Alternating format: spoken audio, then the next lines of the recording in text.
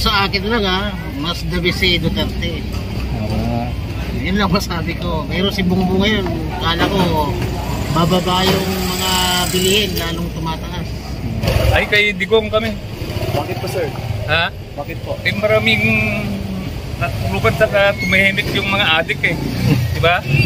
Pero sa Digong kami. Retired military ako eh. Malaking bagay ginawa sa akin. Si Digong. Bakit po, sir? Kasi ramdam mo talaga yung higpitan niya sa lalo na sa about drugs.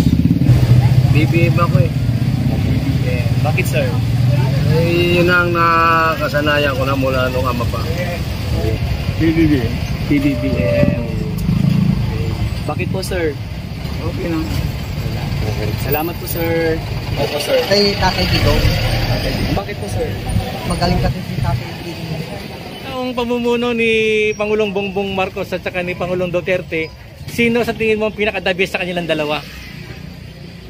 Para sa akin, pinaka-the-best talaga na nakaupo ng bilang presidente sa 2 taon lang si Duterte talaga. Kasi 6 months pa lang pag-upo niya, marami nang nagawa eh. Pangulong Duterte.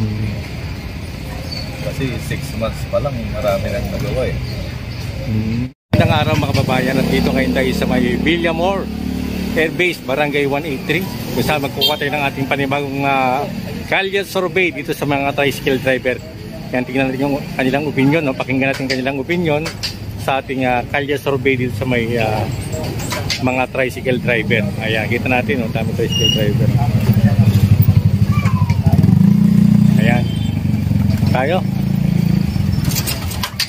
Ito sa mga tricycle driver. Hey, good morning. Opinion lang hingin namin. Sa ngayon anong mako-comment mo? Ano bang sa palagay mo sino sa pangatlawang taong pamumuno ni Pangulong Duterte at saka Bongbong Marcos, sino pinaka-the best sa kanilang dalawa? Same lang po. Same lang. Bakit? Wala rin naman eh. Karamihan din naman na nasasabi natin, boss. Karamihan na nasasabi natin. Wala man lang presidente na kapagpababago ng Pilipinas. Kaya para sa atin, same lang. Kasi pareho lang din naman silang kumikilos as president. Oo. Ayun. Same lang po. Thank you. Sir, maraming salamat sa inyong comment. Sige, tara. Sir, comment lang, sir. Sa sa 2 years na pamumuno ng Bongbong Marcos at saka Pangulong Duterte, sa tingin niyo, sir, comment sino pinaka-the best sa dalawa? Sino? Si? Bongbong Marcos at saka Duterte sa 2 taon nilang para sa akin, si BBM. BBM. Ano, sir? Okay po, sir. Sir. Okay naman yung niya eh, yung pamumuno niya eh. Kaya lang medyo mas ayusin lang niya ng konti. Lalo na yung sa pagkain. Oo.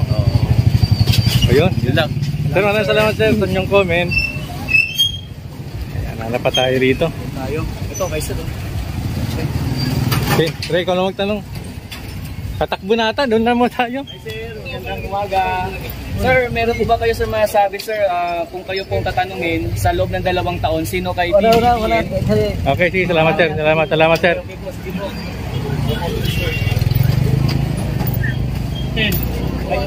Ito. Sir, magandang umaga. Sir, kung kayo pong tatanungin sa loob ng 2 taon, sino kay PBBM at kay Tatay Digong yung nakikita mong the best na namuno? Kung kayo po yung tatanungin sir, sino kay PBBM at kay Tatay Digong yung the best na namuno sa loob ng 2 taon? Wala akong masagot dyan. No Okay. comment. Okay, sige, salamat. So, sir. Maandar eh. Maandar. Tayo, pre. Maandar eh. Hintay natin Maandar? Oo. Hintay natin dito. Pag uminto. Ayan, mga kababayan. Dito pa rin tayo sa mga tricycle driver. Dito sa may Villamor. Yan, maya. Hintay natin yung pila. Ano pala yung Maandar? Siyempre, ito na lang yung mga...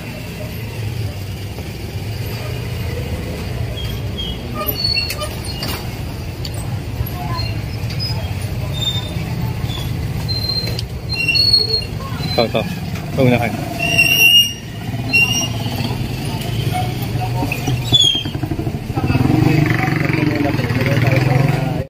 Sir, ano lang po, Kali survey lang po. Meron kaming konting katanungan lang po. Sa 2 taong na pamumuno ni Bongbong Marcos at saka ni Pangulong Duterte, sino po yung sa tingin yung the best mamuno sa kanilang dalawa? Kung sa akin lang mas the best si Duterte.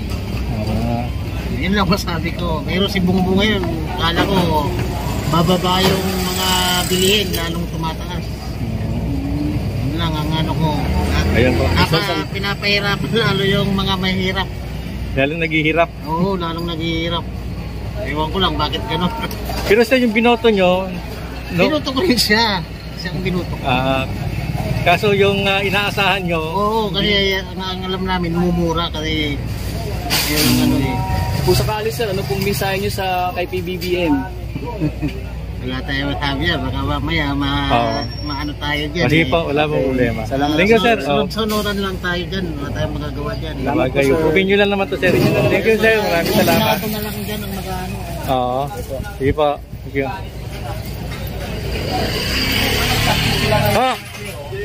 Na ganito ang gagawin. Excuse me lang po sir. Opinion lang. Opinion lang po sir, magandang umaga. Ano po yan, sir? Sir, kung kayo po yung matanong sir, sa loob ng 2 taon, sino kay PBBM at Tatay Digong yung nakita nyong the best na namuno? Digom tsaka BBM? Ay, hindi Digom ako. Bakit po sir? Nakikita naman yung mga ebidensya eh. Okay lang yun, tama na yung sabi ko. Salamat sir. Basta yun lang. Okay, thank you sa opinion. Yes sir, opinion lang. Okay. Sir, opinion lang sir. Sino pa sa 2 taong pamumuno ni Bongbong Marcos at ni Pangulong Duterte? Sino sa inyo ang pinaka-the best sa tingin nyo? Duterte. Bakit po sir? Wala akong masabi sa kanya. Salamat po sir. Okay, salamat. Sila tayo mga kababayan.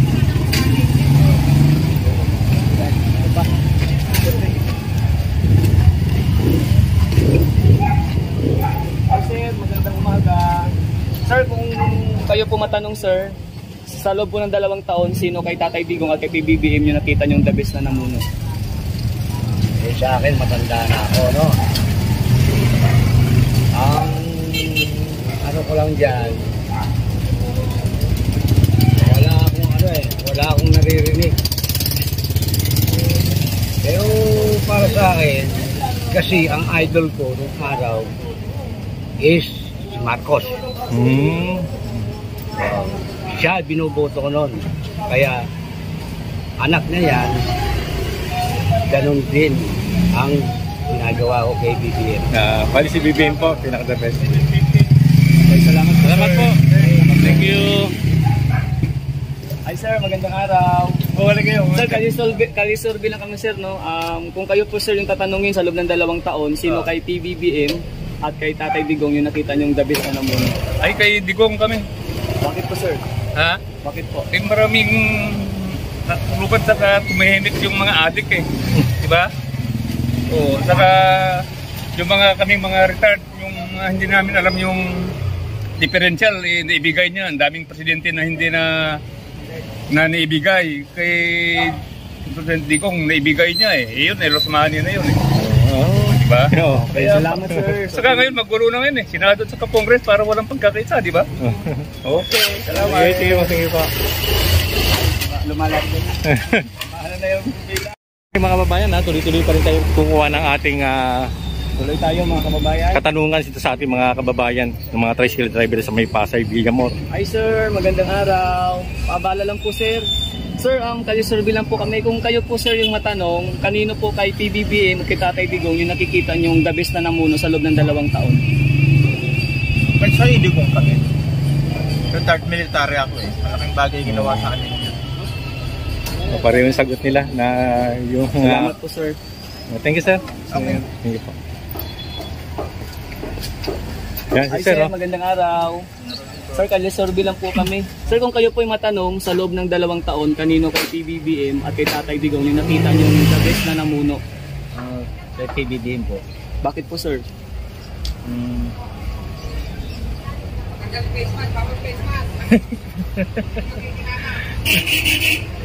Basta marami po siyang nagawa na maganda. Okay, Salamat sir. Okay. Hi sir, magandang araw. Sir, kalye-survey lang po kami. Sir, kung kayo po yung matanong sir, kanino kay PBBM at kay Tatay Digong yung nakikita yung the best na namuno sa loob ng 2 taon?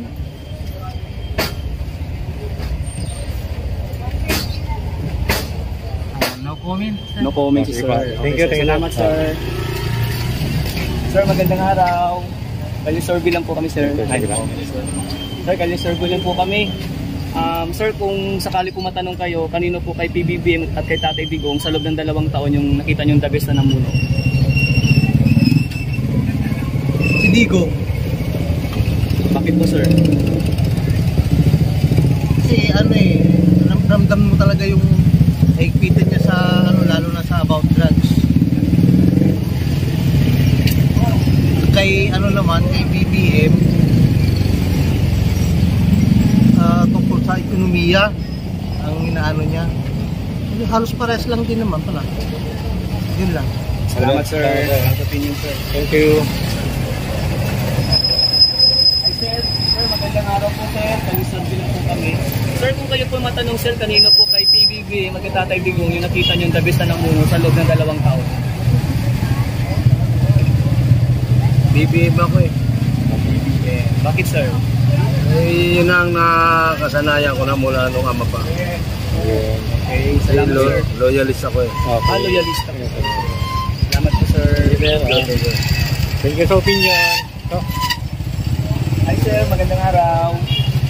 Sir, kalye-survey lang po kami. Sir, kung kayo po yung matanong, kanino po kay PBBM at kay Tatay Digong yung nakita nyo yung the best na namuno sa loob ng 2 taon?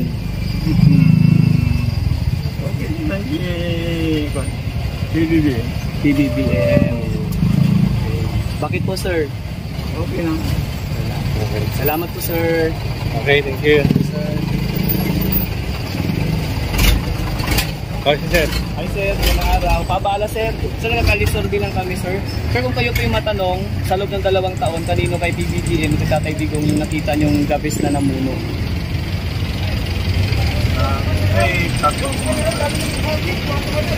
Sir? Tatay Digong. Bakit sir? Siya yung nauna kong maging presidente pagdating ko nakaraan. Kasi BBM kasi hindi ko pa yung niya. Hindi ko pa nasumot kung nagagawa niya. Okay. Okay, salamat sir sa opinion sir. Okay, thank you. Hi sir, magandang araw. Sir, nagkakali-survey lang po kami sir. Sir, kung kayo po yung matanong, kanino po kay Tatay Digong at kay PBBM yung nakita yung labis na namuno sa loob ng 2 taon? Kay BBM. Kay PBBM sir. Sa 2 taon. Opo sir. Kay Tatay Digong. Bakit po sir? Magaling kasi si Tatay Digong. Nakita ko maraming nagawa. Sa ngayon kasi kasalukuyan wala pang nagagawa kung presidente natin. Okay, salamat po sir. Thank you. Oh, wala pa. Wait lang muna pre, ulitin yung tanong. Sa 2 taong pamumuno ni Pangulong Bongbong Marcos at saka ni Pangulong Duterte, sino sa tingin mo ang pinaka-the best sa kanilang dalawa? Para sa akin, pinaka-the best talaga na nakaupo ng bilang presidente sa 2 taon lang si Duterte talaga. Kasi 6 months pa lang pag-upo niya, marami nang nagawa eh. Marami kagad napatupad na mga batas na na maganda, lalong-lalo na sa yung mga pinapatupad niya na paglilinis ng mga kalsada. Yun isa yun. Tapos yung mabilis na proseso sa sa pagkukuha ng mga ID. Saka kagad kita, kagad 6 months pa lang. Duterte talaga. Sa kay Marcos naman ngayon, medyo siguro may plano pa siguro na maganda, pero maraming inaantay ang taong bayan eh. Sa 31 million atang bumuto, siguro lagpas kalahati nag-aantay siguro na may magandang gawin si Marcos sa 2 taon. Pero hanggang ngayon yun pa eh. Maraming ganing usap-usapan sa 20 na bigas eh. Hindi nga daw natuloy eh. Sabi nga ng aming mga nakakausap, yung 20 pala, hindi ba wala 1 kilo daw yun, 1/4 pala daw yun. Ay, 1/4 pala yung 20. So nag-trending yun, yung ano, yung 20 ang bigas. Pero sa ngayon hindi para tupad. Pero siguro may mga magandang plano pa naman kasi 2 taon pa lang, may 4 pa na taon, di ba? 6 yung ano. May 4 pa na taon. Siguro may plano pa rin siguro ng administrasyon ng Marcos siguro. Gagawin ng magandang Pilipinas. Pero the best, si Duterte talaga. Duterte 2 taon. Best. Okay, the best. Salamat. Salamat, sir, salamat. no? Salamat sa opinion at pananaw. Okay. Dito tayo sa may kabila. Hindi Bro. mo kasi kilo na Oo nga eh.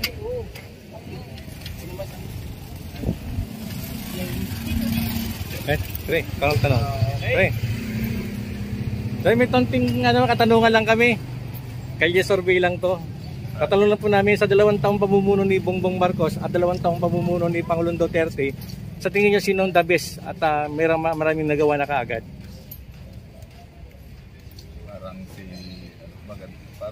Maganda rin si Duterte, Pangulong Duterte.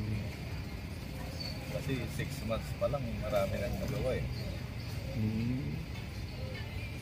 Okay, salamat sir sa opinion sir. Thank you so much. Thank you. Hey, sir. Hi sir, magandang araw. Magandang araw sir. Sir, kung kayo po yung tatanungin sir sa loob po ng 2 taon, kanino kay PBB at kay Tatay Digong yung nakita yung the best na namuno?